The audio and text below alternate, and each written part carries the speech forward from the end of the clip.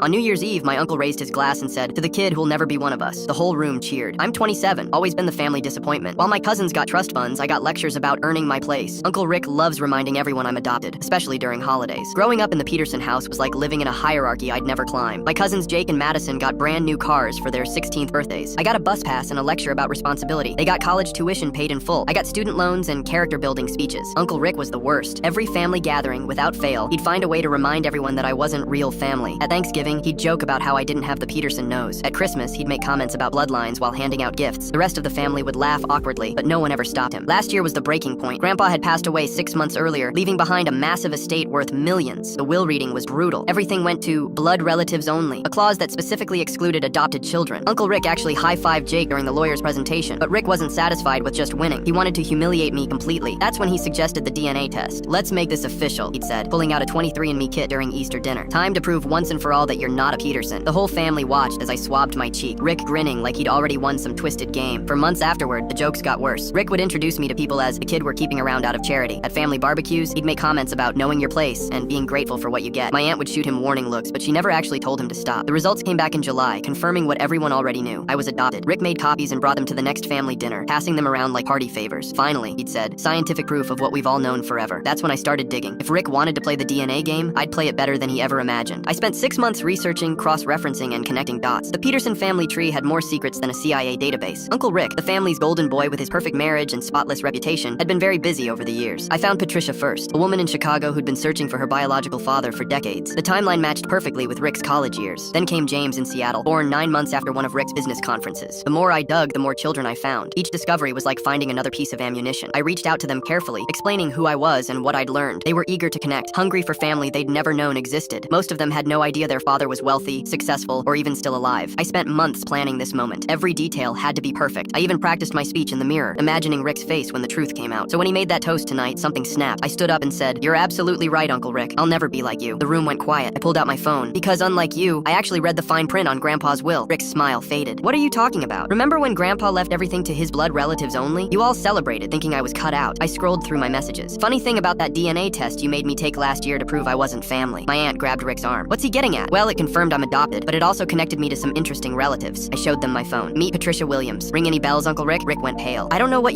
she's your daughter from that affair in college, the one you paid to keep quiet." I kept scrolling. "And here's James Peterson from Seattle, your son from that business trip in 2003. The room erupted. Rick was stammering, trying to deny everything. "Here's the best part," I continued. "According to the will, illegitimate children don't qualify for inheritance, but adopted ones do." I looked around at their shocked faces. "So thanks for that DNA test, Uncle Rick. Really cleared things up about who belongs in this family." The doorbell rang. "That'll be your kids." I invited them for dinner.